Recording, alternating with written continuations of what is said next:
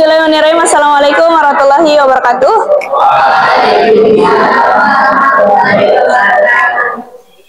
Untuk pertemuan hari ini kita lanjutkan.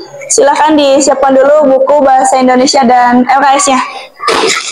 Hari ini yang tidak hadir berapa orang keseluruhan? 2 orang. Oke, siapa aja? Nugraha dan baik.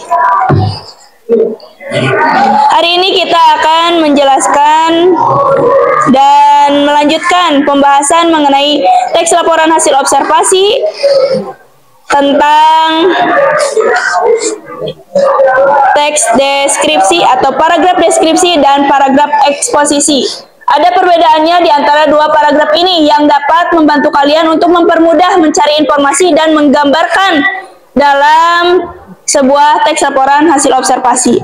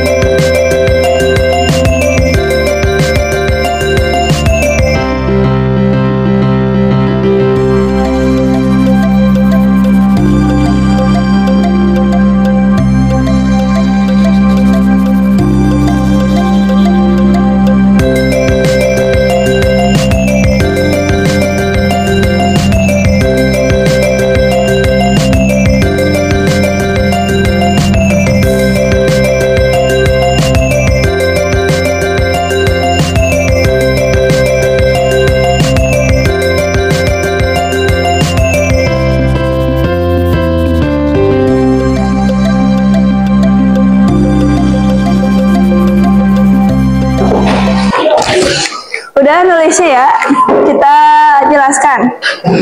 Kita ada dua yang akan dijelaskan untuk pertemuan hari ini, yakni mengenai mengidentifikasi paragraf deskripsi dan paragraf eksposisi dalam laporan hasil observasi, dan mengenal tanda baca dan penulisan kata berbahasa asing dan daerah.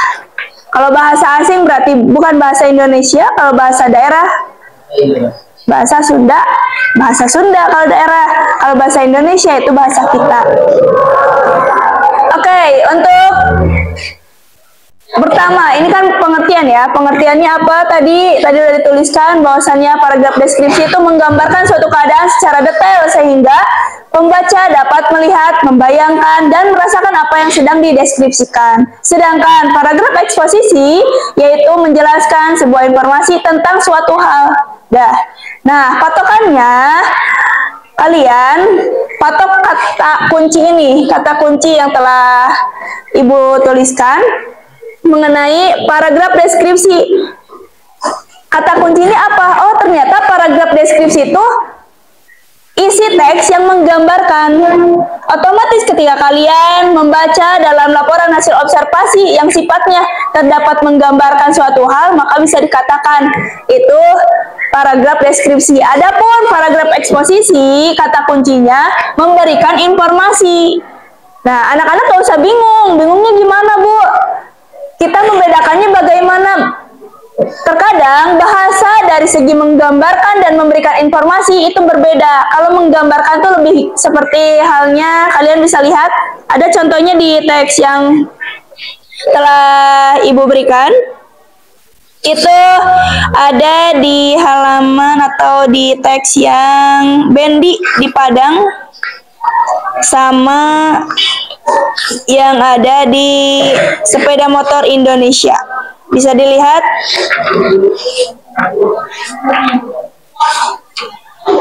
Paragraf eksposisi terdapat di paragraf kedua yang terdapat di teks laporan hasil observasi sepeda motor di Indonesia. Di sana menyampaikan sepeda motor adalah alat transformasi roda 2 yang digerakkan oleh mesin dan sebagainya. Nah, itu kan menggambarkan, oh ternyata sepeda motor tuh adalah suatu alat transportasi, emang benar. Nah, itu kan menggambarkan. Kalau misalkan untuk memberikan informasi, itu lebih ke, Ibu berikan contoh lagi, yang memberikan informasi.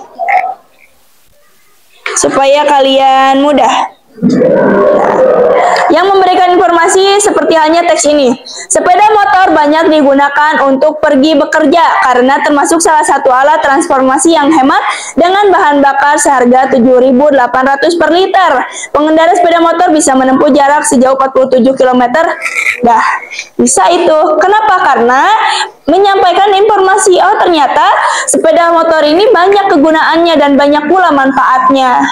Jadi, kalau yang informasi itu memberikan informasi kepada kalian baik itu cara penggunaan, manfaatnya, dan sebagainya. Sedangkan kalau paragraf deskripsi itu menggambarkan suatu keadaan atau ini kan kembali lagi kepada pengertiannya, menggambarkan suatu keadaan secara detail sehingga pembaca dapat melihat, membayangkan, dan merasakan.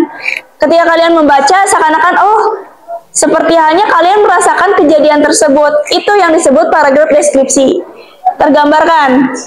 Nanti diberikan contoh lebih detail lagi. Nah, adapun di dalam mengidentifikasi paragraf deskripsi dan eksposisi ini terdapat beberapa jelajah kata. Ada 5. Deskripsi yang artinya menggambarkan, ini tadi telah kalian tulis. Kemudian eksposisi artinya menjelaskan, detail itu terperinci. Diraba itu artinya disentuh, sedangkan tipe itu artinya jenis. Ketika kalian misal ada yang bertanya, kamu tipe kelasnya yang seperti apa? Atau tipe teman kamu yang seperti apa? Tipe, oh jenis teman yang dekat kita tuh seperti apa? Nah, tipe tuh jenis. Khawatirnya anak-anak bingung, apa sih maksudnya? Nah, itu dia. Di jelajah kata kalian telah tergambarkan. Ibu jelaskan secara singkat terlebih dahulu. Untuk dilanjutkan selanjutnya mengenai tanda baca dan penulisan kata berbahasa asing dan daerah. Tanda baca atau punktuasi menurut KBBI, KBBI itu apa? Ya, adalah tanda grafis yang digunakan secara konvensional untuk memisahkan pelbagai bagian dari satuan bahasa tertulis. Nah, kalian pernah melihat bahkan membaca ketika meminjam buku di perpustakaan, baik itu novel ataupun apa, baik itu sifatnya LKS ataupun apa, ketika kalian mendapatkan bahasa asing atau bahasa daerah yang ditulis di dalam pembelajaran bahasa Indonesia, maka penulisannya akan miring. Contoh.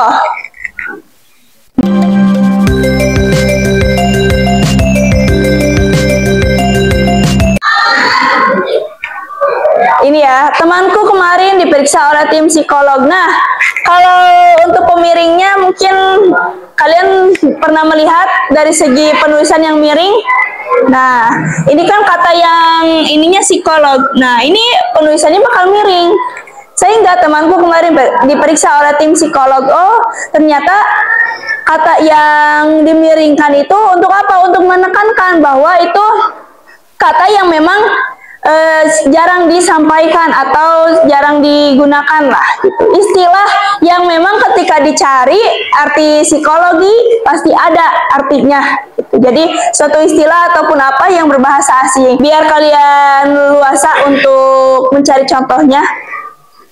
Patokan ketika kalian mendapatkan bahasa asing atau bahasa daerah dalam pembelajaran bahasa Indonesia, maka akan ditulis secara miring, garis miring, nggak akan digaris bawahi tapi miring aja gitu untuk penulisannya. Untuk apa tujuannya dimiringkan? Untuk mempertegas bahwa hal tersebut adalah bahasa asing atau bahasa daerah gitu. Sampai di sini sebelum lanjut ada yang mau tanyakan? Oke, ini ya disimpulkan kembali untuk pembahasan hari ini sebelum penutupan. Jadi di pertemuan hari ini kita membahas 2 mengenai mengidentifikasi paragraf deskripsi dan eksposisi dalam laporan hasil observasi, dan yang kedua mengenal tanda baca dan penulisan kata berbahasa asing dan daerah. Ini jelajah kata yang terdapat pada pembahasan tersebut. Anak-anak bisa membaca lebih detailnya di LKS karena telah detail atau telah terperinci bab atau penjelasan yang telah Ibu sampaikan itu ada di LKS. Kalau misalkan tidak mengerti atau kurang mengerti, di pertemuan selanjutnya bisa ditanyakan kembali. Terima kasih untuk hari ini.